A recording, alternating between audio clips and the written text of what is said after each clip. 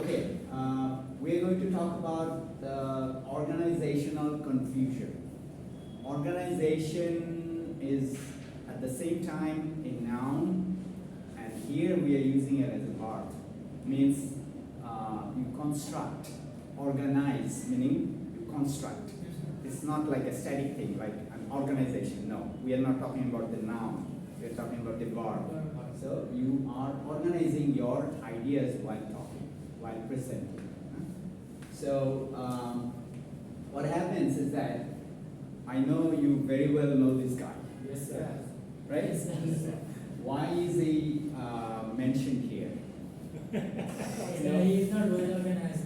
Right. Whenever he is giving a speech, he's like he talks, he rather chatters without any point. Yes. Whatever he thinks, whatever he feels like, he talks about that.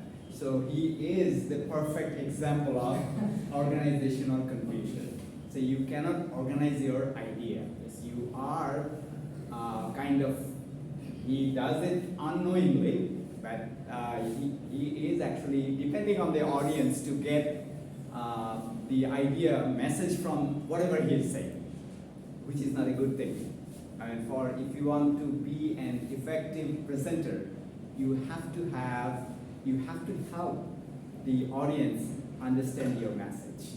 I mean, that's one of the qualities a presenter must have.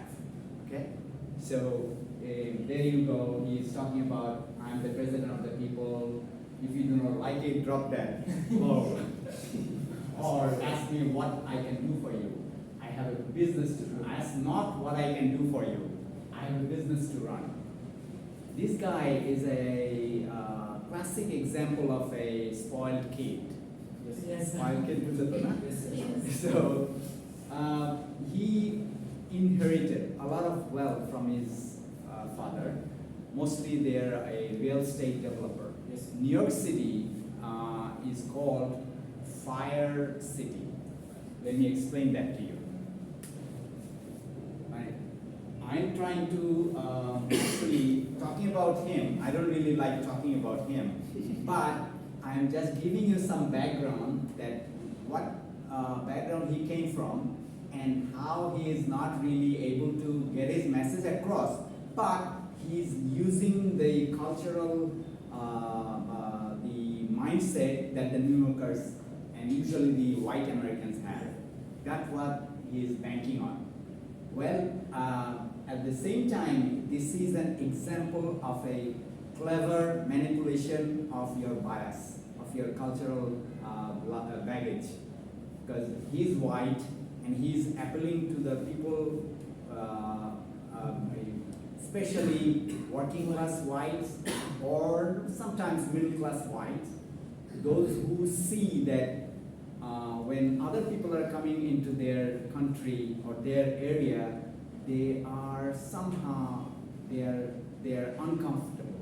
They are not liking it. So they have a hidden anxiety, a hidden discomfort in them, and he's banking on that.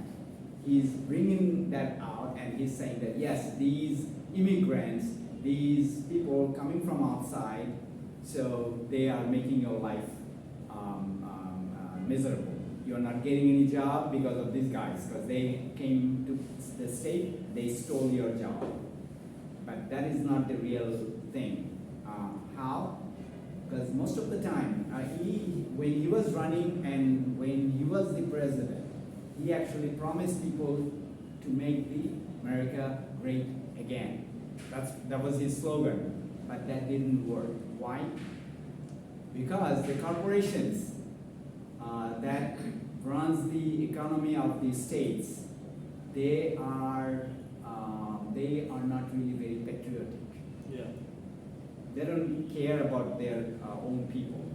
They want to make money, and to make money, your production costs need to be minimized. How do you minimize that? Going to other countries, employing other people, because they have the wages there in those countries, especially Bangladesh and other, especially in the garment sector. Bangladesh and other countries, they have wages বুঝো তো না মজুরি that are lower than United States. In the United States, a garment worker probably makes $12 to $15 an hour. In Bangladesh, it is 53 cents. So when you come over here, you make a lot of money because your production cost is going down. So that's why all the corporations, I mean, not only textile or garment corporations, other corporations, they are going out of United States. And they are mostly going to nearby Mexico. In 1994, I was there in the States. They passed an agreement, a business agreement, a commercial agreement with Canada, Mexico, and the United States. That is called NAFTA, North American Free Trade Agreement. According to that agreement, what happens? If you can go to any of these three countries and you can set up your business there, your industry there, and you will pay the wages which is standard for the local area. You don't have to, I mean, if you go to Mexico and then you pay the local wage, you don't pay the American wage, even though you are an American company. That's the thing. So Mexico, being the lowest wage country among these three, United States, Canada, and Mexico. Mexico has the lowest wage. So most of the car manufacturers, they went over to Mexico. There is a place called Guadalajara. There, you'll have a lot of American companies, car companies, textiles, garments, all these. They are exploiting the cheap labor there. See? So what happened? Trump knew that, but to show him, to portray him as being very patriotic, he said, yes, I'm going to bring back those corporations, and he's going to be very, our economy is going to be very, very vibrant. Vibrant maniki, thriving. So, but that never happened. So in order to cover that, he's saying that, well, you see, these immigrants, they came to this country and they are stealing your job. I mean, whatever job there are, they're stealing it. So that's sort of manipulation. Why am I saying this? Because although he's not very clever and very arrogant, but he knows how to manipulate the audience. So he's using those rhetoric, he's using those cultural baggage concepts to bring people to his side.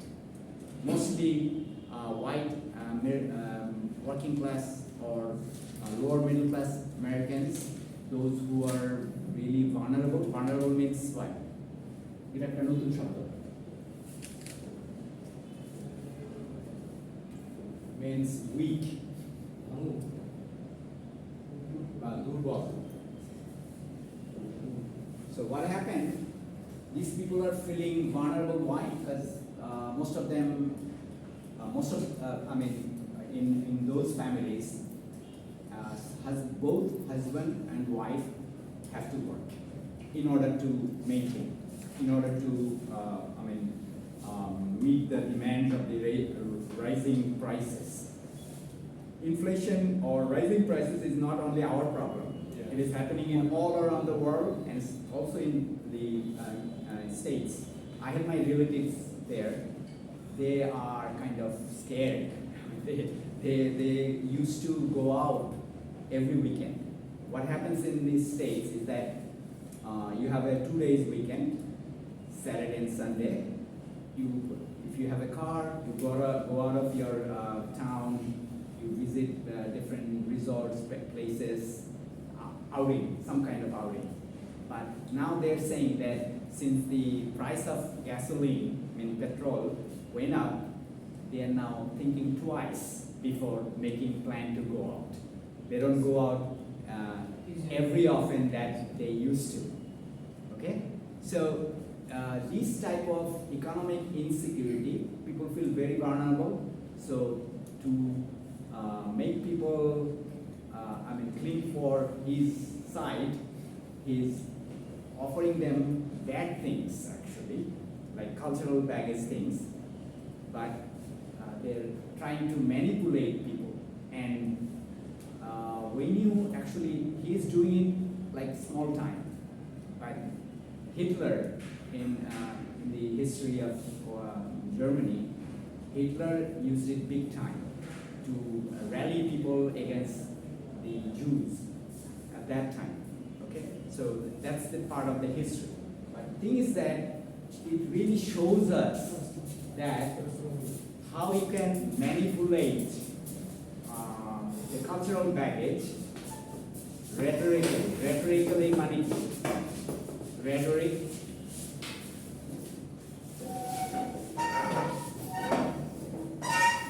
It means you say something very formally, but you don't really, not all the time, you don't mean it. Like just for the saying of, just for the sake of saying it. At the moment. Right. So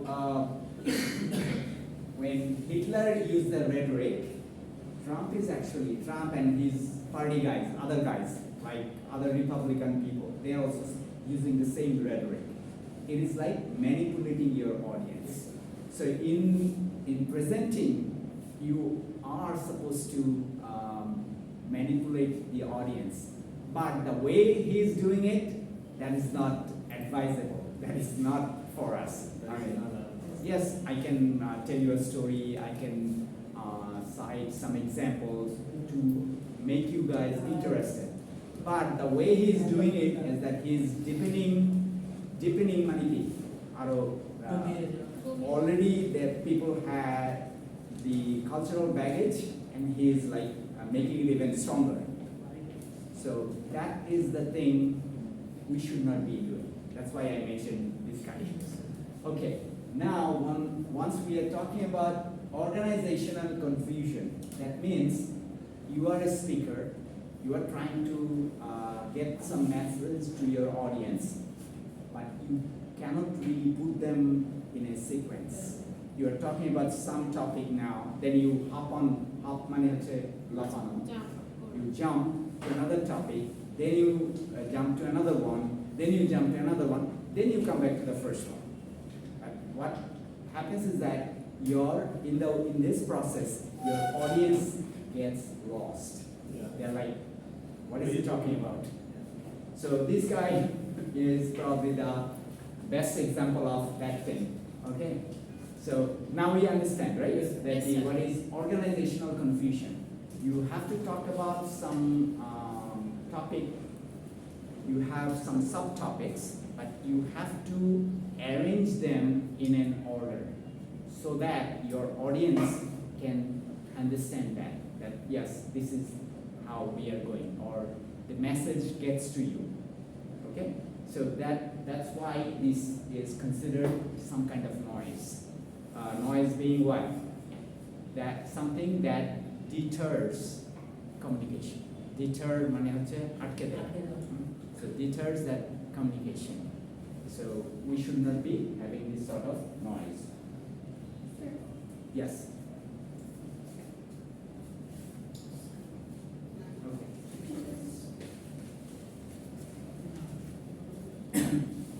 So the next one is social noise.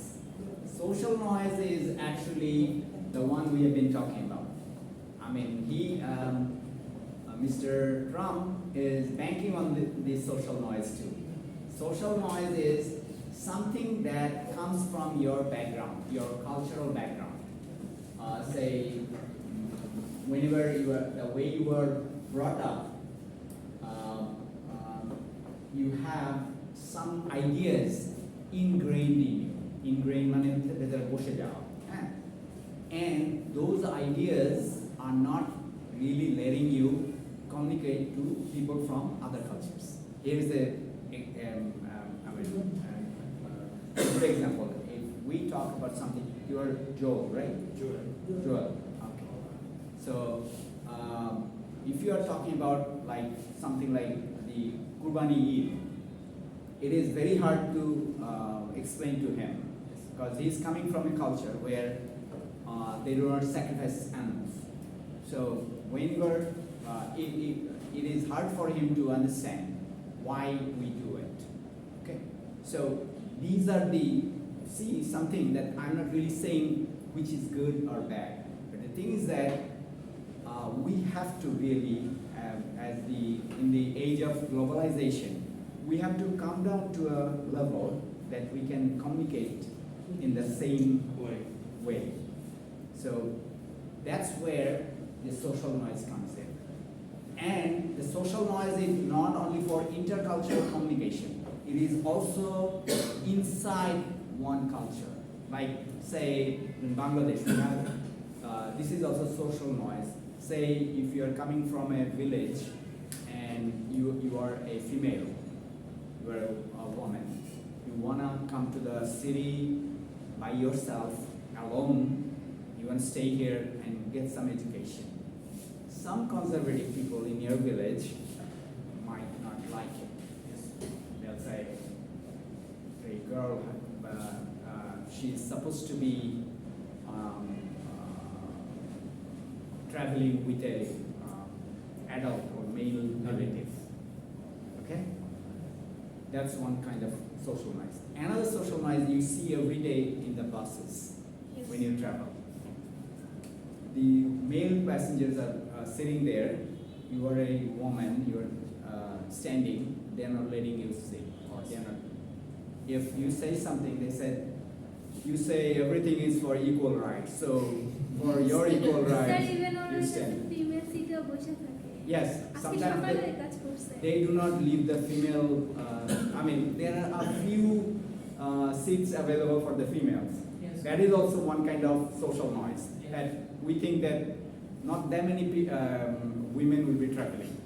So mostly it's men, they are traveling, and we should keep a few for the females. So what happens is that whenever there are more females traveling, though, and all the seats are taken, so they have to stand, but none will be willing to. Because you see, this is out of courtesy that women are usually weaker than males, right? So it's out of courtesy you can leave them a seat. Or if they are some aged person, you are supposed to give them your seat. That's not a mandatory thing, but that comes out of your human qualities. Okay? So these are the social noises. And other social noises is that you'll see sometimes people are, when you criticize the current government or the current prime minister, what happens? You see some people saying the state leadership should never go to a woman. Yes. They say this sort of thing. That's a social noise. Why? I mean, the person who's sitting there, probably, it is a she, probably she's not doing good. And the person right before her, Khaleda, was not really doing that great either. But it is not because they are women that they are not doing great. Because they are somehow carrying the legacy from the male structure of society. So, and you see, in the States, who is the vice president? Not you. Who is the vice president of the Kamala Harris, right? Kamala Harris, what's her background?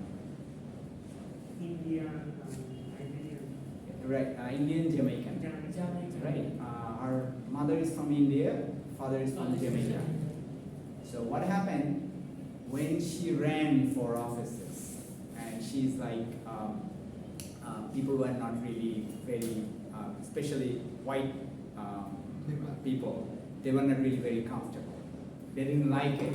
And what happens when the judges are nominated to the Supreme Court? Yeah. The what's her name? The black judge that was nominated. I forgot her name. The black one. Yeah.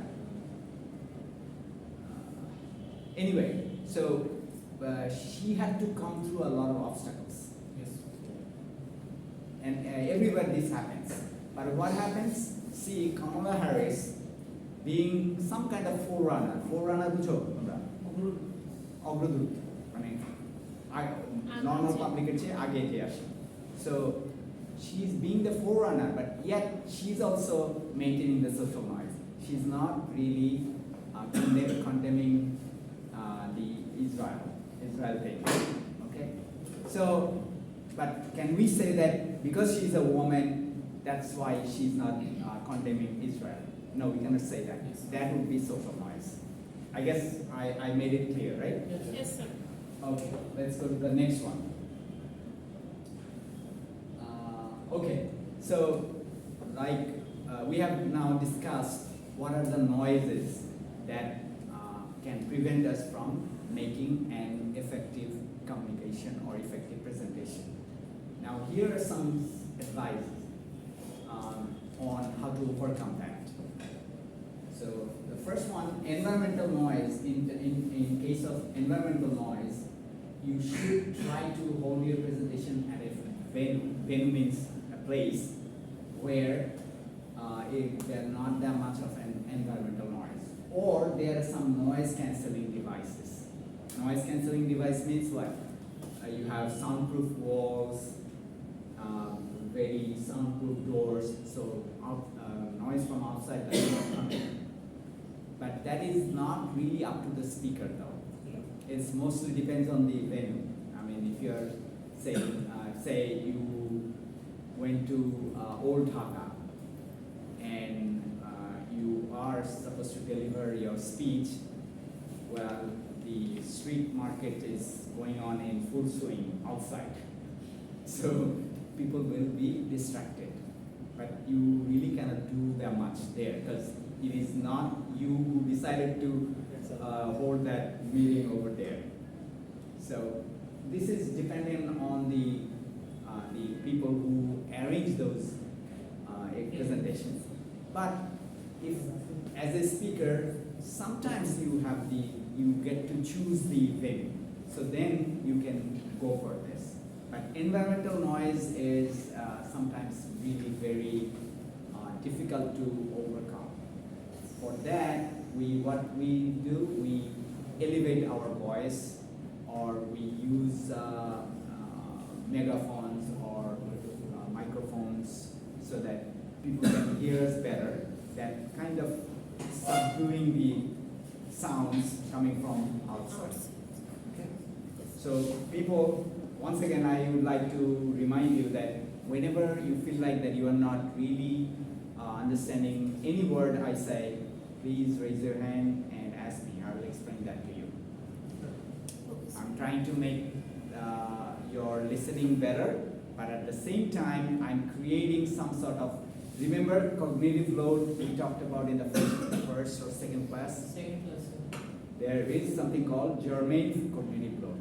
That is like the speaker himself manipulates the audience to listen to him. So you have to now pay attention to understand my word. Because if I were talking in Bangla, you didn't have to pay that much attention. Now you have to pay some attention. Right? Yes, sir. But that will be good for you in the long run. In the long run, মানে কি? শেষে গিয়ে এটা তোমাদের জন্য ভালো হবে. So that is why I will continue taking the class in English. Okay? All right. Now the physiological noise. Physiological noise is like all the bodily noise that comes from our body. If you are hungry, if you're sick, you came down with a fever, that sort of thing. So that means that you have to really cannot appear in front of an audience when you are sick. You should not actually. I mean, if you do not have any other choice, that's a different thing. Yeah. But you should not come to people when you are not feeling well. And that's from the speaker side. But here we are saying something that should be on the also say the audience side. Say you are speaking to someone, some people who cannot hear you, has a hearing impairment. Impairment মানে সমস্যা বা একটা বাধা. So what you are supposed to do, you are supposed to have someone who can communicate with sign language. Yes. If you look at the TV, especially in the Western countries, whenever someone is saying, they have a person who is using sign language to communicate. So, I mean, if you know that you are talking to some people, some part of your audience has hearing or speech impairment. Speech impairment means you cannot talk. আমরা যে বলি মুখ, and hearing impairment means you cannot hear. So for them, you are supposed to have someone with who knows, who's proficient in sign language. They can really explain that to that part of the audience. All right. So that is the way to overcome physiological noise. The next one is psychological noise. So here, people are really, you have to, as a speaker or a presenter, you have to be really aware of the mental state of your audience. Yes. How they are feeling, or say you went to during a war. If you are very calm, you are talking to some people. Oh, I have a better example. During 1971, right before the Pakistanis attacked us, people were really anxious and they wanted to hear something from Sheikh Mujibur Rahman. So there was this big gathering in, Sohrabdi Uddam. It's a huge, it used to be called race course. There used to be horse races in that area. But later they turned it into a huge greenery, and many a times you have, there are arrangement that you can have a huge population there seated and you can talk to them. So there are some political gatherings. So there, people needed to hear some, I would say, encouraging words from Sheikh Mujibur Rahman. So he understood that and he delivered it in that manner. আর আমারে দাবায় রাখতে পারবে না, আমাদের দাবায় রাখতে পারবে না, এবারে সংগ্রাম স্বাধীনতা সংগ্রাম. I'm saying that you cannot subjugate us anymore, any longer. This is the struggle for liberation. This is the struggle for freedom. That's what he said. He is one of our great leaders in the history of Bangladesh.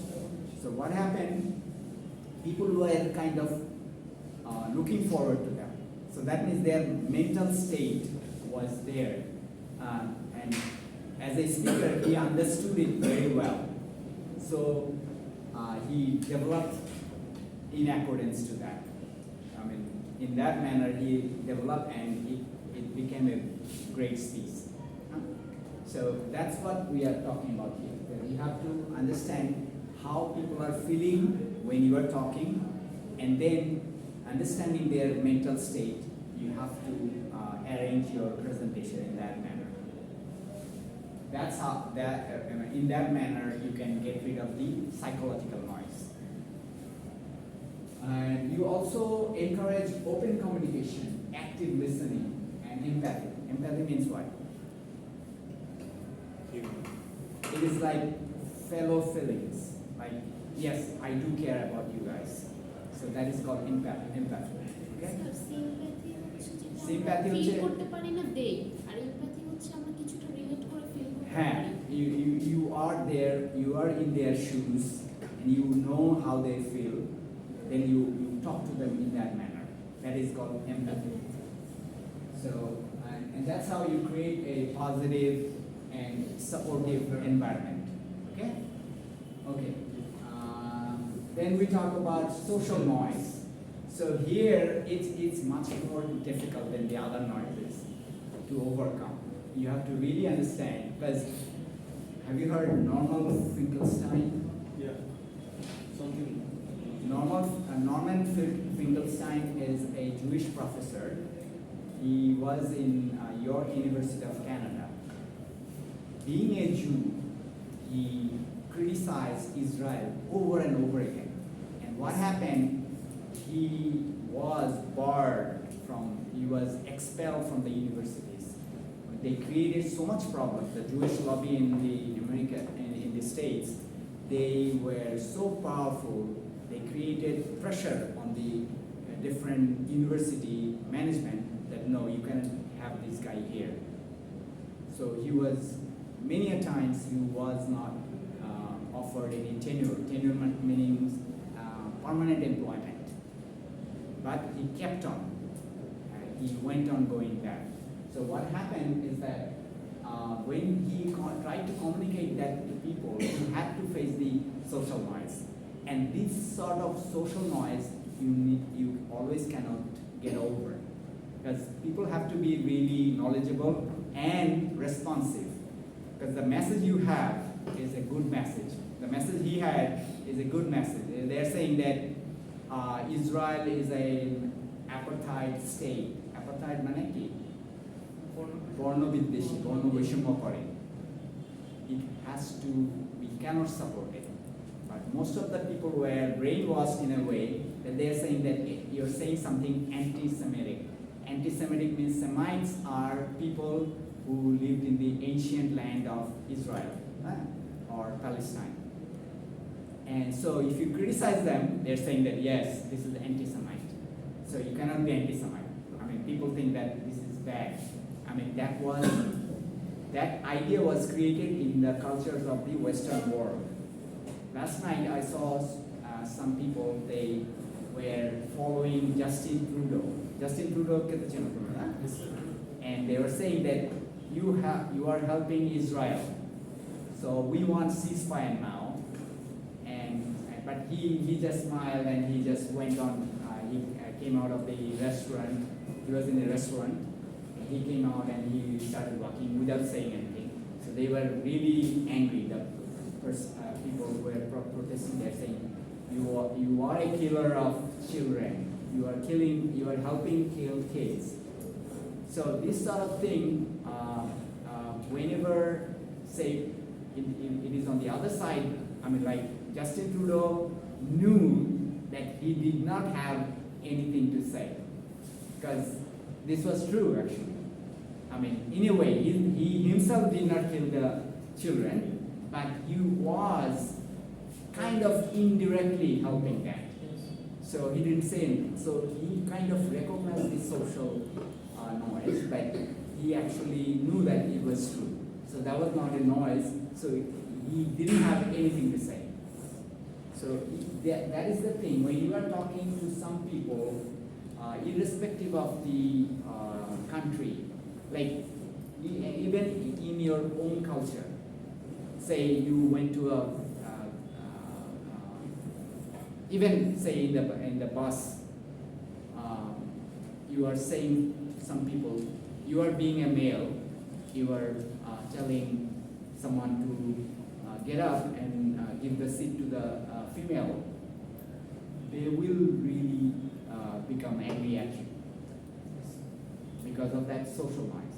So when you are talking to someone, say you are talking to some conservative people, very conservative people, then you will have this sort of social noise.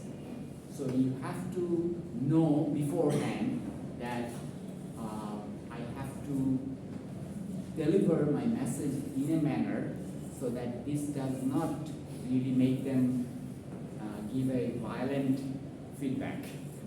Remember the feedback? The audience, whatever the audience actually responds, the way they respond, that is the feedback. So whenever you guess that there is some sort of social noise, you have to be very, very careful that, to avoid that kind of negative feedback. So you do not get angry on the person who is not leaving the seat. You don't say that, leave it or give it to her. You are supposed to say that, yes, think about your sister or your mother. If they were traveling, wouldn't you leave the seat to them?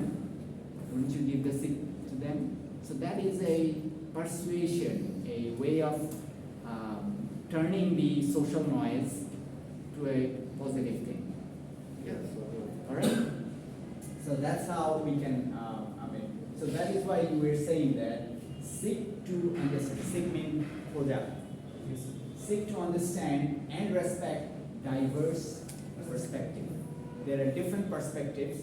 They may not share your views, but try to get to them in a I would say, in an efficient manner, not making them hostile. Hostile মানে হচ্ছে শত্রুভাবাপন্ন. So clarify any potential misunderstanding due to cultural variation.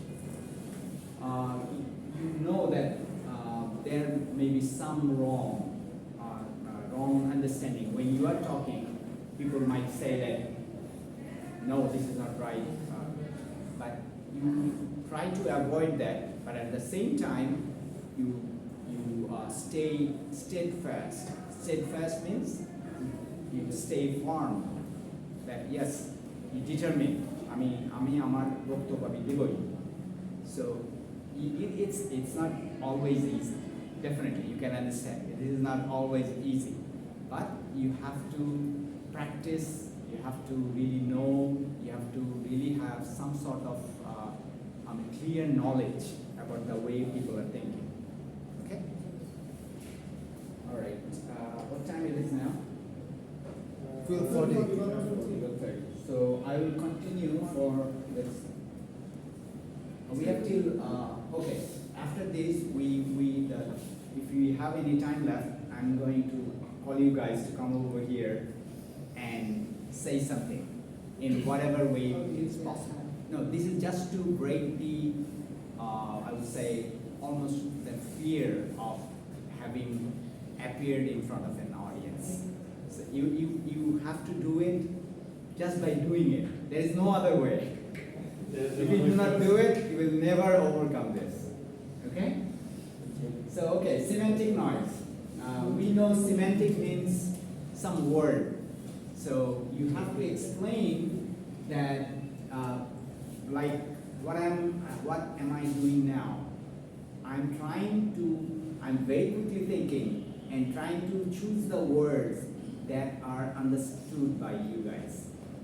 I just cannot go on in my own flow saying that, the way I would communicate with other people, meaning say I'm talking to some professors in the academia and presenting in front of them. So they are well versed in English. Yeah. But here, you guys are not.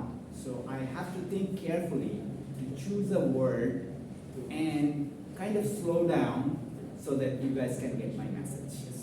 Okay? So that is a way of handling this semantic noise. You use simpler words. You use sometimes metaphor. Metaphor, do you understand what is metaphor? Yeah. It is like you are comparing things.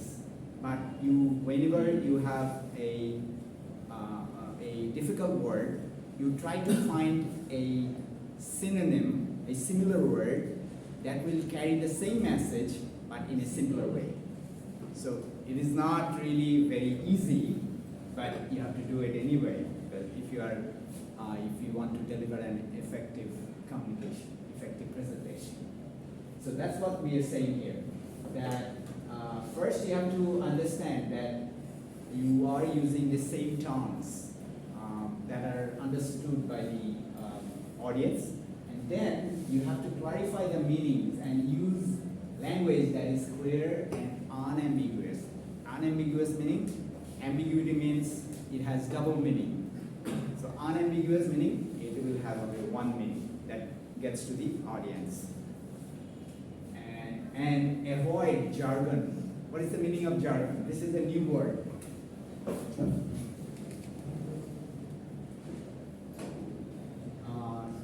It is like terminology, saying something that belongs to a particular special knowledge. whenever if you are talking about computer science, say you are saying that we have to debug this program, but a layperson who is not a computer science major or whatever, it will be a bit difficult for him to understand. So that is, debug is the jargon word. Jargon means technical or specialized word or terminology for a particular domain. Are you clear on this? Okay. So that is the semantic noise. Syntactic noise is that the way you talk, the choice of words that should correspond to a particular speaking style. Say when I'm speaking Bangla, I should arrange my words in the manner, in the convention, or in the rule, the way Bengali people follow those rules. Whenever I'm delivering my speech in English, I have to stick to maniki, kore thaka, to that, the convention of English language. Convention means protha, riti. So I have to maintain that particular, if this is about rules of a particular language. When you are using that particular language, you are supposed to use that rule. Like the other day I was talking about the Spanish thing. Yeah. To him, I gave the book. So that you said something like, that was a little mistake, right? Yeah, it was a little mistake. Like when you say to him, I give the book, in Spanish is le di el libro. Le dia libro. Yeah, le di el libro. But when you say I give you the book, is where you le di el libro. So I already give to him. Yeah. Okay, so you see the difference in the words go back and forth. Yeah. In terms of English, your Spanish, in your convention. Yeah. In Spanish, one of my in my first semester at the City University of New York, I was taking an English writing class. The teacher, I wrote the nature. So he thought I was from, actually I kind of looked like I was from South America. I kind of looked like I had that experience. I mean, if I show you my pictures back then, I really looked like I was from probably Mexicano or Mexican or South American, any. So he thought I was an original Spanish speaker. That's why I wrote the nature. But in English, you do not write the in front of nature. You just say plain and simple nature. Okay? So that is the convention, protha, variti, the way you write or the way you deliver your speech.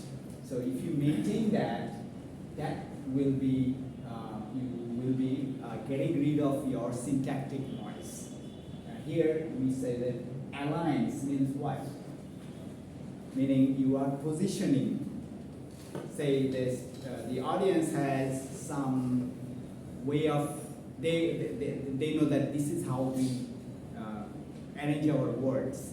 So you have to align with them. You have to balance with them. We have to be at the same level. Okay? And that's why you have to ensure that the audience can easily interpret. Interpret means background. And comprehend. Comprehend means to guess, to get the message. The intended message framed with a sound grammatical structure. Sound মানে সুন্দর গোছানো grammatical structure. So probably, okay, we'll talk about stage fright in the next class. We stop here, and in the time left, let's have someone speak over here. Okay? So any question regarding the things I have covered in today's class? Any questions? If you feel like any questions, do not hesitate. Yes. So about the syntactic noise, the first part. It is important to communicate in a way that aligns with the convention of the language being used. Whenever you are using a certain language, you have to be compliant. Compliant means be in line with that convention. Like maintaining the line. Maintaining the way they talk. Like if I'm saying something in Bangla, so I have to arrange my words the way it is done in Bangla language. So that's what it means. Okay? Anything else? Okay. Can you stop the video now?